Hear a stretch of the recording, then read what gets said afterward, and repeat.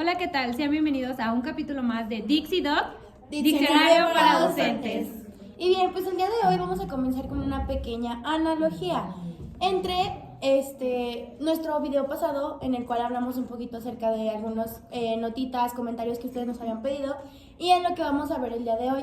Pero pues para comenzar, ¿qué es una analogía? Justamente una analogía es esta comparativa que se realiza entre un concepto que tú ya tenías adquirido, algo que te resulta familiar, y entre otro que todavía no lo tratas de asimilar, todavía no lo puedes asimilar bien. A eso le llamamos analogía en el área docente, cuando rescatamos los conocimientos previos de un alumno y vamos posteriormente a implementarle nuevo conocimiento. Esto lo hacemos constantemente en nuestra práctica docente. Pues bien, tomando en cuenta todo esto que acabo de mencionar Eli, viendo todo lo que estuvimos viendo también en estos pasados, vamos a tener un punto intermedio en el cual vamos a complementar la información que se va a hablar el día de hoy con los nuevos temas que se van a adquirir. Para esto vamos a comenzar con una de las primeras preguntas que nos hicieron. En primer lugar, rescatamos que nos preguntaban mucho qué es etnografía crítica. Vayan pensando, vayan haciendo en su cabeza qué se les viene a la mente cuando piensan las dos palabras que es etnografía y crítica. En primer lugar, voy a señalar la etimología de la palabra etnografía.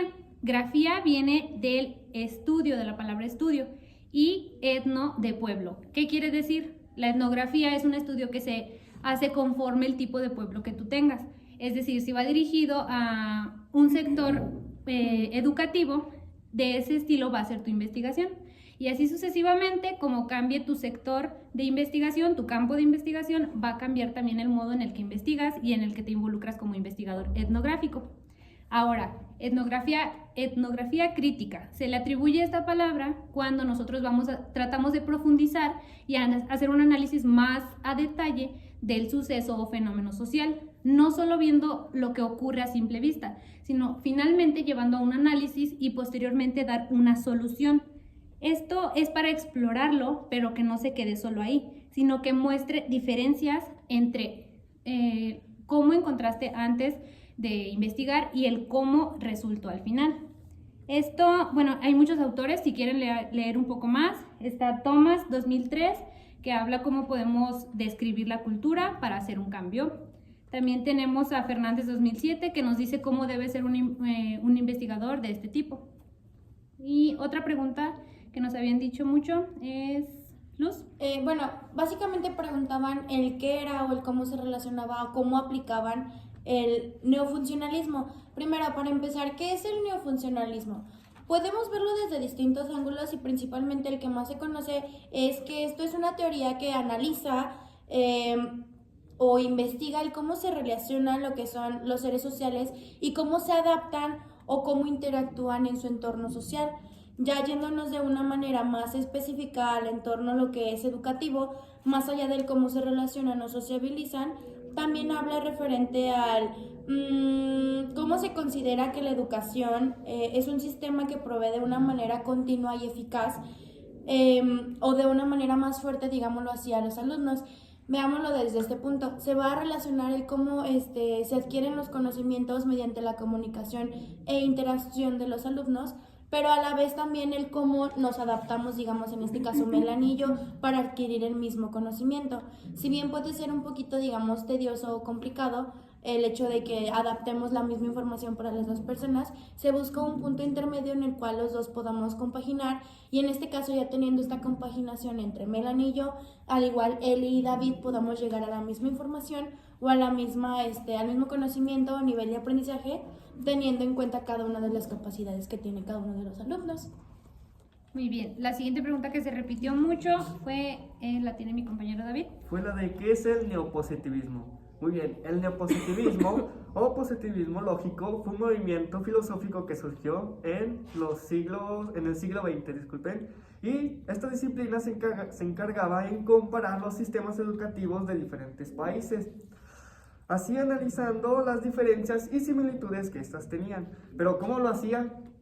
Comparaba la información por medio de datos, también utilizaba el método científico y solo se sustentaba con información verídica, no aceptaba información que no estuviera comprobada. Y también buscaba patrones y patrones que pudieran explicar el desarrollo educativo que estos países tenían. Muy bien.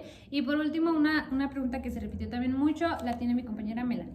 Bueno, nos estuvieron preguntando mucho qué aborda el enfoque ecológico. Pues básicamente aquí nos podemos hacer la pregunta para entrar un poquito más en reflexión. ¿Cómo la educación está conectada con su entorno? Básicamente aquí hay dos autores, que desarrollaron pues este enfoque ecológico, que viene siendo Joseph y Uri Bronfenbrenner, perdón. Básicamente aquí, ¿qué aborda el enfoque ecológico? Pues analiza básicamente la educación como un sistema influenciado por diversos niveles de contexto social, político y económico y cultural también. El enfoque ecológico, dice, es un marco teórico y metodológico que se centra en el estudio de las relaciones entre los seres vivos y su entorno.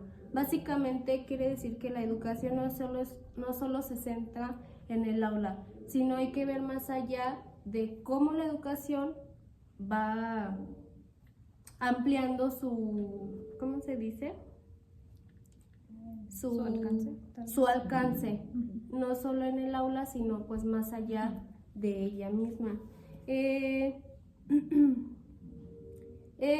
Aquí también se presentan algunos aspectos como las interacciones, los ciclos y por último las dinámicas. Su principal idea es que la educación no puede estudiarse de forma aislada, sino que siempre debe de entenderse desde muchos más ámbitos posibles. Muy bien, pues estos son algunos conceptos que justamente logramos, esperamos que los hayan entendido de acuerdo con la analogía, que es lo que tratamos también de explicar a la vez. Esperamos que sigan siempre investigando y nos vemos en otro capítulo más.